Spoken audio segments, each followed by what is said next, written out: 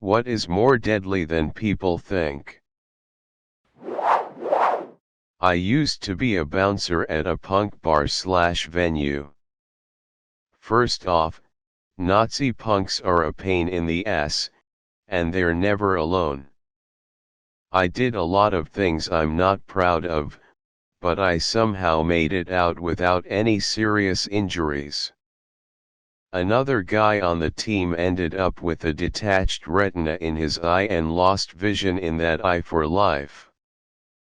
People go to these places specifically to pick fights. We knew it, and we were always ready. We had a good team. I'm just a big guy who grew up working at an old sawmill. Our lead guy was a huge weightlifter, another was a local MMA fighter, and the last was a scrawny guy who is a wonderful person, but not quite bouncer material, haha. This.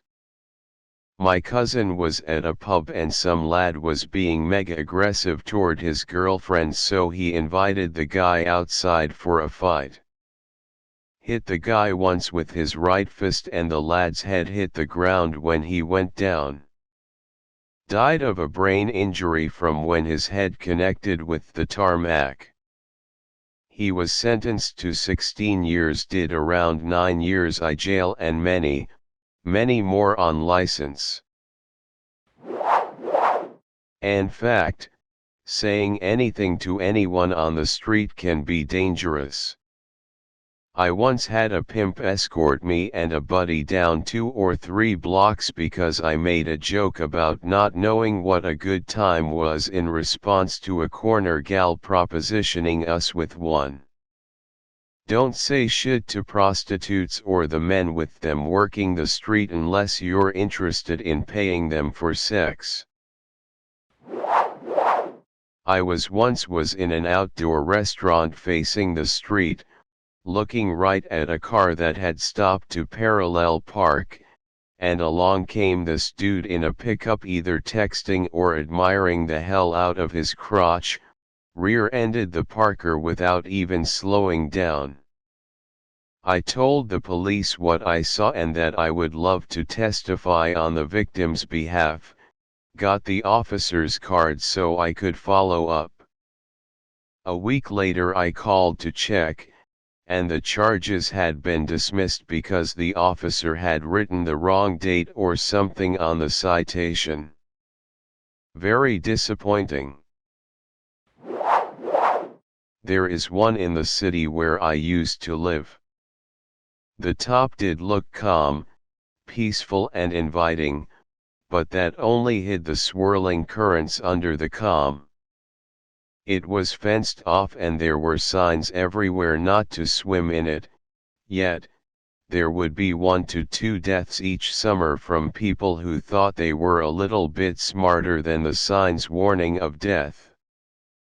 Finally, the city had to put up a huge fence with barbed wire on it to keep people out. There hasn't been a drowning there in at least a decade. The kicker is, there's a gorgeous beach about a 10-minute drive from where the weir is and it's great for swimming. Uneasy face. Now I know what these are called. Thanks. In Texas there's some tubing spots that are popular. My family went to one every year that had a man-made chute and then a little ways down was a weir. The water was only a few feet deep above it so it seemed harmless and there's quite a few people, usually bigger men, going down it in their tubes. Scrawny teenager me, 120 pounds at the time, decided to do it too. I got flipped over and completely disoriented underwater, unable to find where the top was for 5 to 10 seconds. Extremely scary. I got out on my own but have no idea what I even did to do so, 1 second I was lost underwater and then the next out with my feet underneath me again. In college I worked in a call center that did phone surveys for the government. One of the ones I was trained on was for farm safety.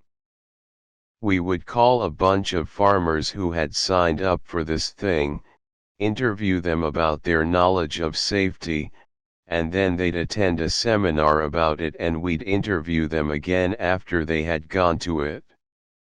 They'd make some cash off the survey, and the seminar had free food. The shit these farmers and their wives would tell me. Tractor rollovers, livestock beating the shit out of you, getting ran over, caught in a combine, silos, slurry, you name it. Every farmer I talked to knew someone who died in a farming accident. I wasn't the one who took the call but someone who worked there called. The wife answered and had to withdraw them from the study because her husband had died in a farming accident between the first and second interview. Don't fuck with the farm. It doesn't fuck around. Industrial health and safety here. No matter how many signs we put up, chains, barriers, you name it, people still end up walking in the forklift lanes because they want to get to the lunchroom or their smoke break faster. Inevitably, someone gets hurt. The rule at our plant is, if you need to walk through those areas, you need a high-vis vest. We'll issue them to anyone who wants one, but surprise, nobody ever takes us up on it. Can confirm. Live in NC and they drill this shit into your head on the news almost weekly during the summer on how to get out of one. I worked at a hotel on the beach one summer and the riptide no swimming flags would go up occasionally. I was dumbfounded the amount of people that would ask me, a front desk employee, to remove the flags so they could go in the ocean. 1. Not my job too. Absolutely the fuck not. Most people are mentioning oceans in relation to this, but it also happens in lakes. I'm from Michigan and we get rip currents on the Great Lakes that have caused swimmers to drown. Same deal though, swim parallel against the shore until you're out of it. If you swim against it you'll just tire yourself out and drown. Although, I did read a story a while back where someone was caught in one for so long they ended up floating on their back to deal with the fatigue until someone saw them and could help. Swimming in general is dangerous, unless it's a pool, and even in pools people have managed to drown themselves. It seems like in the summer I hear about people drowning in the big river near me all the time.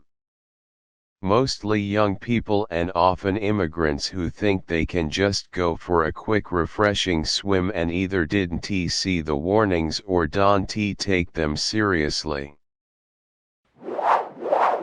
My office tried to sign me up for 5 night shifts totaling 63 hours.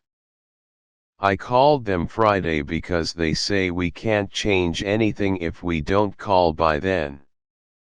Rotas come out Thursday, but guess when they come out? After 6 p.m.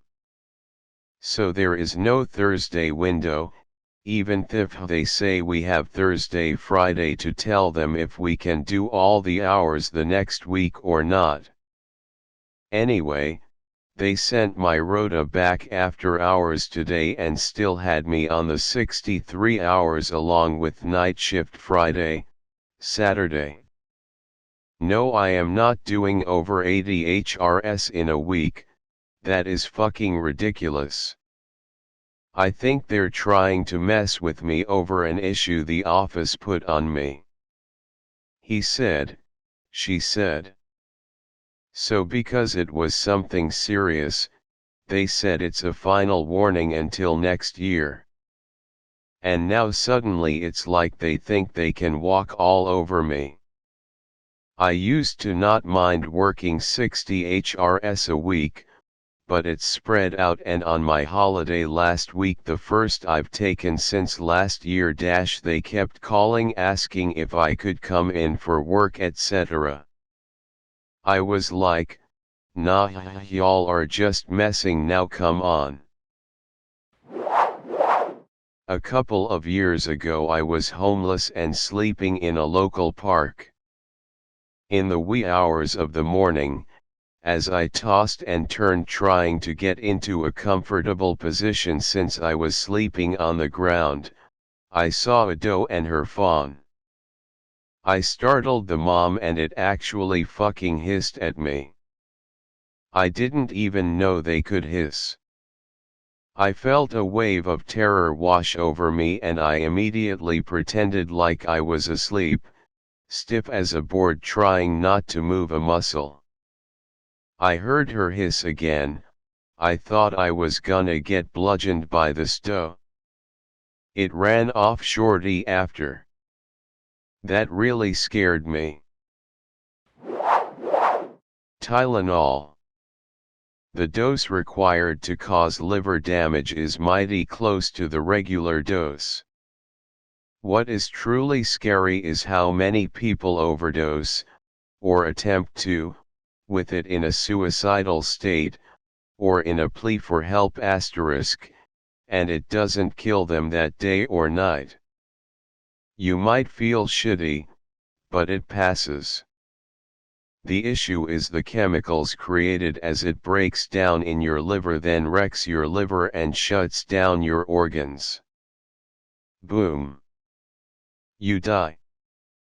It's horrible because people often step back from the suicidal ideation after taking it, and they think they've gotten away with a stupid action, only to pay the cost when they think they are safe, and maybe are wanting to not die. Asterisk sometimes, people are so deep into their emotional abyss the only way they can see to get across what is going on is to make a big gesture. Yes, they are doing it for attention, but it's because they want help, because they know they can't convince themselves to live on their own. The low-end lethal dose of acetaminophen overdose is 4 grams, usually within a 24-hour window. That's, at a minimum, 8 extra strength, 500 milligrams, tablets. This far exceeds a regular dose. Even people who take 2 tablets every 8 HRS do not reach the threshold for lethality. I agree, acetaminophen overdose is probably one of the most slow and painful ways to die if not immediately addressed, but accidental overdose is rare. Road rage. Flip off the wrong person and your life is over because you overreacted to someone cutting you off. On the flip side, cars. Cut off someone who isn't paying attention and you die. It's so common for people to drive so recklessly. Bonus, old people driving. I almost got in a wreck earlier BC. An old woman seemingly couldn't figure out how to not jolt her car every time she switched from gas to brakes. Alkaline drain cleaners. They are highly concentrated. The fumes rising from the sink when using them are enough to permanently damage your eyes. Erodes organic matter really fucking fast, so don't get it in you in any way. NaOH has a highly energetic reaction with aluminium, causes extremely rapid release of O in gas form, and when it happens in closed spaces it will create an explosion of O-, drenching anyone within 10 feet in O if it's a small explosion. My friend can tell you how not fun it is to have this happen to you. My friend is a fucking moron, but he definitely learned a valuable lesson. Mao's communist government alone is responsible for 45 million of those deaths. National Socialism exterminated 15 million, and that doesn't include the death toll of innocents who died in war started by the Nazis. When people band together and think that this grouping gives them authority over other groups of peoples or individuals, death and suffering follow, always. Having had to drag friends and strangers off roads onto paths pretty much every time I went out drinking, I can confirm, my ex almost got hit by a car at 3 a.m. We were walking home, which was by an unlit single-lane road with multiple blind corners that people love to speed down. He stumbled into the road out of my grasp and narrowly missed getting hit. When I was 15, a friend got really drunk, went to relieve himself by a fence next to a motorway, A1 in the UK, fell over the fence down the hill onto the road in front of a car and died instantly. Absolutely traumatizing, as we had seen him pissing against the fence, and when we looked again he was gone. We went searching for him, then I looked over the fence just to see and saw him. Raw honey. My boyfriend's brother ate an eighth of mushrooms and washed them down with an entire jar of raw honey.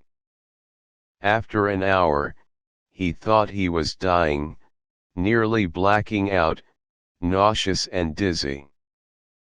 Thinking it was a panic attack from a bad trip, he called an ambulance on himself to the hospital. At the hospital they confirmed that it wasn't the mushrooms, but the jar full of honey. Raw honey can be very poisonous to humans in large doses. Women who slap and hit men they don't know in public. I watched this big chick, maybe 5 feet 10 inches, 200 pounds, decide to lose her shit and smack this guy in the face for some silly argument they were having. The guy was maybe 150 pounds, 5 feet 5 inches. Distinctly smaller than her. I guess she thought she could be the bully. He hit her once. Only once. She went stiff and got laid out flat. Bunch of simps complained, but the video was clear. She attacked him first. She revived and the cops arrested her for assault. Word to the wise, just because you're a girl and you want to run around yelling girl power and maybe you've hit a guy in the past and he didn't defend himself, don't for a second think all men will let you harass them. I'd include guys in this, but most guys aren't so stupid as to hit someone and not expect retaliation. Golf carts, ATVs, and dirt bikes. I frequently see parents letting their 10 to 15-year-old kids take turns driving these vehicles, often without helmets, under the mistaken belief that they are safer to drive or ride in than actual automobiles. At least cars come with seat belts and a metal frame to shield you from injury in accidents. Just because a vehicle is slower and easier to operate doesn't make it safer. There was a recent story about an 11-year-old girl who was riding on the back of a golf cart driven by a friend's parent across a parking lot. They were only going 10 miles per hour when the golf cart hit a small pothole and the girl fell out of the golf cart and landed on her head. That caused a massive skull fracture, bleeding on the brain, and now this same child is nonverbal, unable to walk or eat, and requires round-the-clock medical care. My mom worked with so many kids and young adults who were rendered quadriplegic and suffered from TBIs after a similar quick trip around the block.